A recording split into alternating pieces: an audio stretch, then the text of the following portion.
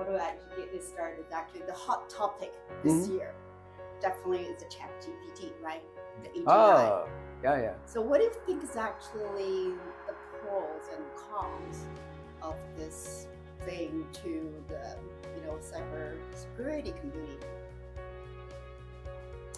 So, obviously there are strong cons, and probably our attackers will make a way to find out how to use it to create the attack techniques such as phishing mails in a more smart way. I would also imagine that because the ChatGPT can debugging, which means they can identify a vulnerability in the software, so it gives our offenders to give an advantage in their activities of devising attack vectors. Unfortunately, we have to expect increased number of cyber attacks. That's definitely a cons. I think the pros would come probably a little bit later, as we as the defenders identify how to use those new technologies for our defense purpose. And we have to wait a little bit in identifying how to those new technology, how to use those new technology in a smart way. That would come a little bit later. So there's a time lag, and I think the time lag is a threat for the entire threat environment. That's my view. Let's ask John. I agree 100%. I think ChatGPT has extremely positive capabilities down the road. However, it also has a negative if used in the wrong way. And protecting our environments against the wrong way is going to be a challenge. So things like automating identity attack scenarios, for example, using ChatGPT is going to be a big concern, because everything will move faster, right? The analysis will move faster because it's all going to be done by AI. And so that creates some major problems. And so we have to be prepared for that. And as Shinichi identified, the real plus at the end would be operating ChatGPT in a secure environment. And that's where we need to get to. I don't know that we're there yet. It's very interesting, actually. We're listening to the keynote, the Rohit Kai, which is actually the opening beginning, I think, as I remember so well, is who are we, why we're here. So that's actually give you the things, how do you do the trust. Trust already has an issue with this new things. How did you trust? And how do you identify? That's another thing. So what are your viewpoint of this trust and identity? Well, it's a very profound question.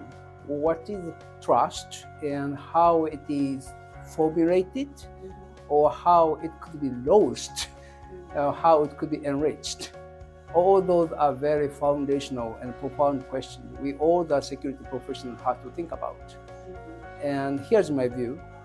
I think there are 3 or 4 imperatives to build a trust. One is a competency. By competency, I mean the capabilities. And the second is, I would say, intention. What motivations, how to use those in competency to build trust. And the third is techniques, and the fourth is outputs. Ultimately, without outcomes or demonstrated outcomes, we cannot build trust. And I think for our security community, executing those 4 elements in a diligent way, repeated way, and accumulated way to build up trust is a very foundational exercise. And the security, so trust can be lost even with a single sort of instance or a single accident. So it's a long-lasting exercise that we have to build up security. At the end of the day, what's at stake in the space of cybersecurity? It is about trust. It is all about trust. Yeah. That's right. We have that zero trust theory. But zero trust is a little bit, dangerous language. It looks like we are not trusting anyone. It is, going back to the foundation of the information security, that the confidentiality, integrity, and availabilities. To ensure those three, we have to ensure that all the identity requests for resources has to be verified, continuously verified. That's what the zero trust means. I think it's the language is still a little misleading. Is that right? That's why I keep giving the question of why it's so hot in our industry. That's zero trust. Yeah, people like devising a hot language. That's right. But zero trust, by definition, is a continuous assessment of ID access management. That's what we mean by the zero trust. Yeah. The only thing I would add to that is that,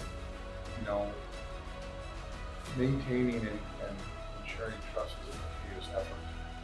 It doesn't stop just because you implemented a tool or implemented a process or hired a bunch of resources. It is a continuous process. And I think that's important to know.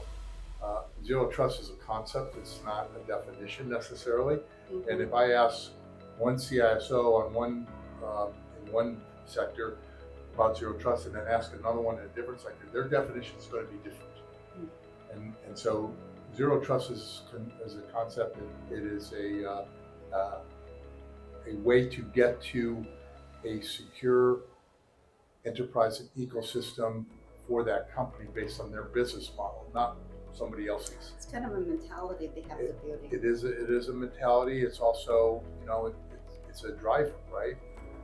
For us, I know Shinichi talks about this a lot, but we are here. NTT is here to help secure society. Can't get there without trust. The name of our, CIS office is not the office of CISO. We call it the Security and Trust Office. Oh, is that right? Yes. That's we right. put the trust That's in our name. But anyway, we actually the first day of RSA, we went to the innovation box, which is one of the biggest things, right? Yeah.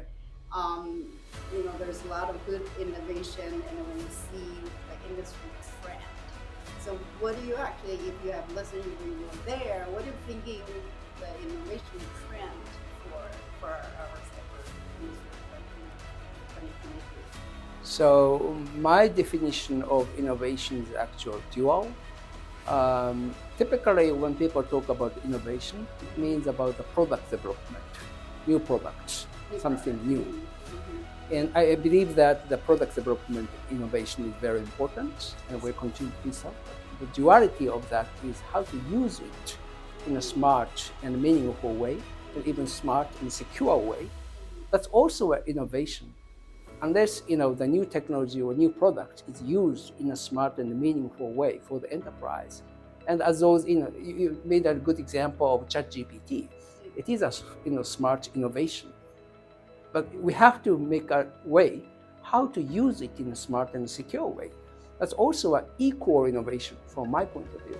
So that's a duality, I would say, product development as well as product usage.